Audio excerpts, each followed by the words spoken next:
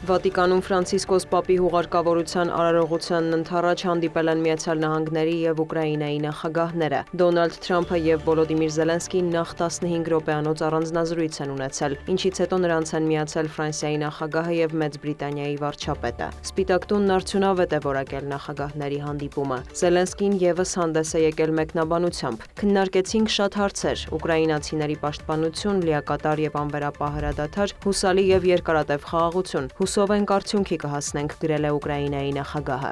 Զելենսկու հետ հանդիպումից հետո Թրամփը գրառում է կատարել Truth Social-ում։ Նա համոզմունք է հայտնել, որ Ռուսաստանի նախագահը որևէ պատճառ չուներ վերջին օրերին Ուկրաինայի բնակելի շրջանները հրթիռակոծելու համար։ Դա ինձ ստիպում է մտածել, որ Պուտինը հնարավոր է չի ցանկանում դադարեցնել պատերազմը։ Նա ուղղակի խաղ է խաղում ինձ հետ, ինչը նշանակում է, որ գուցե հարկավոր է գնալ պատժամիջոցների ճանապարհով, նշել է ԱՄՆ նախագահը։ Ավելի վաղ Թրամփը հայտարարել էր, որ Ուկրաինան և Ռուսաստանը շատ մոտ են համաձայնության հասնելուն։ Հիմնական կետերի մեծ մասը համաձայնեցված է, դադարեցրեք արյունահեղությունը հենց հիմա, նշել էր Սպիտակ տան ղեկավարը։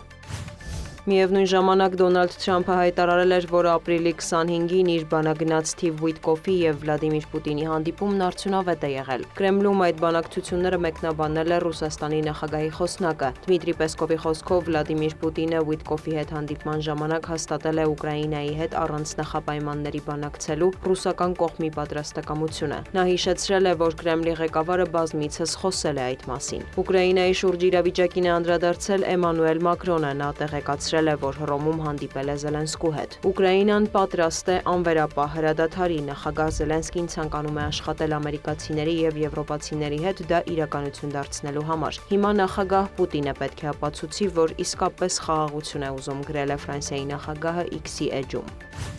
Ուկրաինական ուժերից Կուրսկի մարզի ազատագրման գործողությունն ավարտվել է, հայտնում են Կրեմլից։ Ռուսաստանի զինված ուժերի գլխավոր շտաբի պետը Վլադիմիր Պուտինին զեկուցել է, որ այսօր վերադարձվել է շրջանի վերջին գյուղի Գորնալի նկատմամբ վերահսկողությունը։ Վալերի Գերասիմովի խոսքով Ուկրաինայի զինված ուժերը Կուրսկի ուղղությամբ մարտերի ընթացքում կորցրել է ավելի քան 76,000 զինծառայողի։ Հյուսիսկորեացի մարտիկներն էլ ռուս զինվորականների հետ ուսուսիտված բարձր պրոֆեսիոնալիզմ են ցուցաբերել Կուրսկի մարզի ազատագրման գործում, նշել է գլխավոր շտաբի պետը։ Գերասիմովը հայտնել է, որ այժմ միջոցներ են ձեռնարկվում հայտնաբերելու Կուրսկի մարզում թաքնված ուկրաինացի զինծառայողներին։ Նա հավելել է, որ Ուկրաինայի Սումիի շրջանում էլ անվտանգության գոտի ստեղծելու գործողությունները շարունակվում են։ Գերասիմովը տեղեկացրել է, որ ջանքեր են գործադրվում դուրս մղելու ուկրաինական ուժերը նաև Բելգորոդի ուղղությամբ։ Ռուսաստանի նախագահն իր հերթին հայտարարել է Կիևի ռեժիմի արկածախնդրությունը լիովին ձախողվել է։ Կուրսկի սահմանային գոտում թշնամու լիակատար պարտությունը պայմաններ է ստեղծում ռազմաճակատի մյուս կարևոր հատվածներում մեր զորքերի հետագա հաջողությունների համար, համոզմունք է հայտնել Կրեմլի ղեկավարը։ Ուկրաինայի զինված ուժերի գլխավոր շտաբը հերքել է Մոսկվայից հնչող հայտարարությունները, հայտնելով, որ Կուրսկի որոշ ուղղություններում պաշտպանական և հարձակողական գործողությունները շարունակվում են, չնայած բարդ իրավիճակին։